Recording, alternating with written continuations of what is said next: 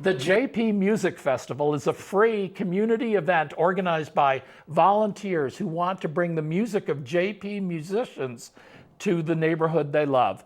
Tomorrow, Pine Bank Field in Jamaica Plain will be jammed with thousands of people for the 5th annual JP Music Festival, organized by my guests today, Shamus Moynihan and Rick Berlin, who are co-producers of this massive event.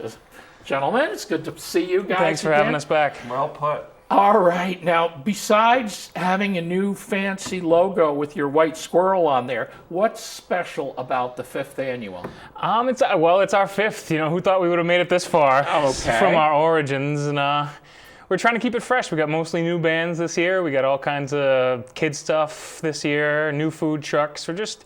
Oh, so you're just changing it all? You know, if it ain't broke, don't fix it, but just make it a little shinier. That's all. Bigger stages. No, Bigger but he's stages. going... But among the new people is not Rick, because Rick has his band there, right? Are you going to be performing? This is a touchy subject. Oh, okay, I'm sorry. Which I enjoy. No, So it isn't all new. out of 20 bands, I believe 3 or 4 have played before. And you being a co-producer, you picked yourself as one of the Nepotism. Nepotism. Yeah.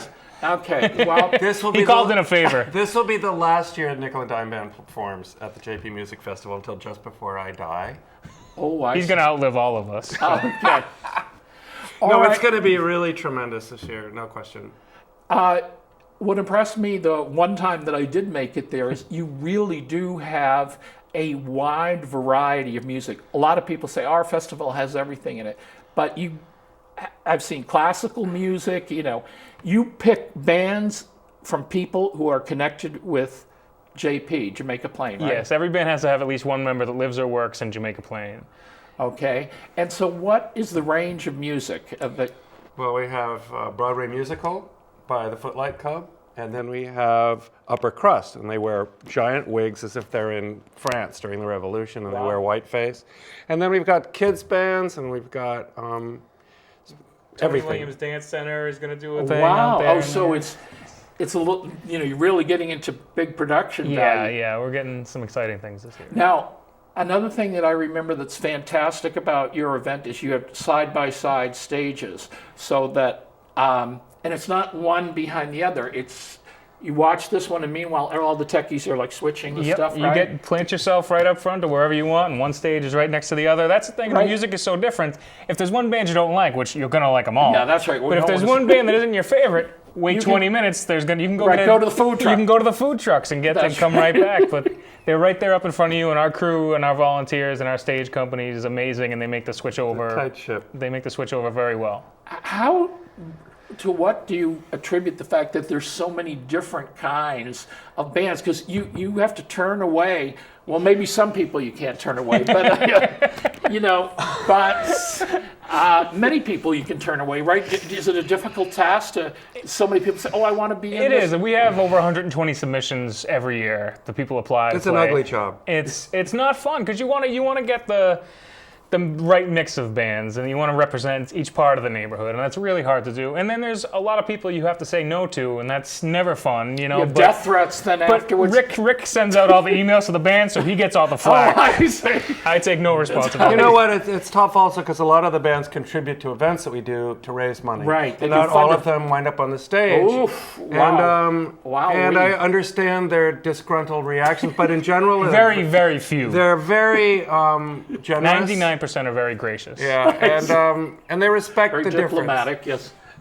So this event has changed so much over the years. How would you guys compare when you first started this out to your overwhelming success? I would say, first off, that there's only one first time. And the first time was a little tense. Was this going to work? We had sort of weird gear on the backstages. A lot of funny things happened. But all of a sudden, we built it and they showed up. And it was magic. That was a magic day. It absolutely was. And I mean, the day before, we still didn't have all our permits and stuff ready. We got it at like 4 o'clock the day before, and so we had everything ready to go by the seat of our pants. Under threat. Yeah, exactly. It almost didn't happen. And we had gear that was donated to us from someone, and everything was breaking. And we should probably mention that it's not only the musicians volunteering their time, but the technical quality of it is because JP, very high end.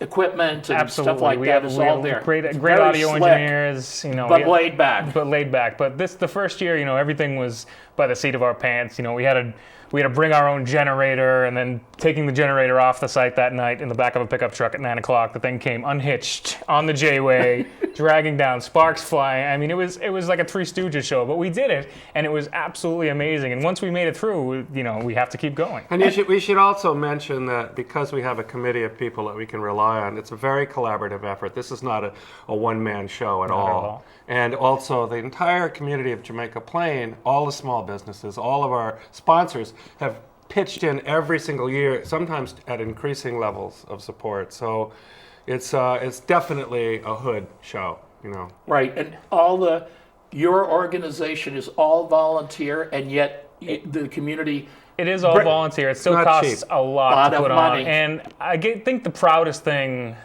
thing that I'm most proud of this year is we were actually able to pay the band something this year. We don't get paid, none of the organizers get paid, but this year, because of the generosity of our donors, we have actually been able to pay the band something. It's not a lot, but something to give to them, which we're very happy I think about. that artists definitely deserve this. Absolutely, they do. So you guys, if we could only replicate you guys for other neighborhoods. It's getting replicated. Charlie had draw up a 20-step plan for anybody that wants to put on a music festival in their town, and people have called us. It's on our website, Steps to Creating Your Own Music Festival. Yeah, it's awesome. If we can do it, anybody can do it. People have joy in the event. I mean, I live in Dorchester, but am I allowed to come? Are people who are Absolutely. not? Anybody, you don't have to be The from... world can come. Come on, come all.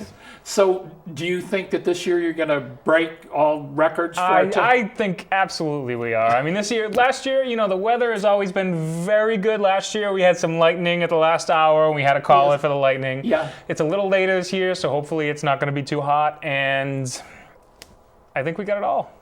Right, and who can say no to this? I mean, that it's people come with their families, their dogs, right? Exactly. How many shows can you bring your dog to? I mean, not many. Not many. And it's free. Or your white squirrels. Yeah, bring your squirrels. we have a moment for the squirrel this year. Okay. It's a secret moment for the secret squirrel. No. Okay, so they'll have to figure that out. All right, gentlemen. So what your website?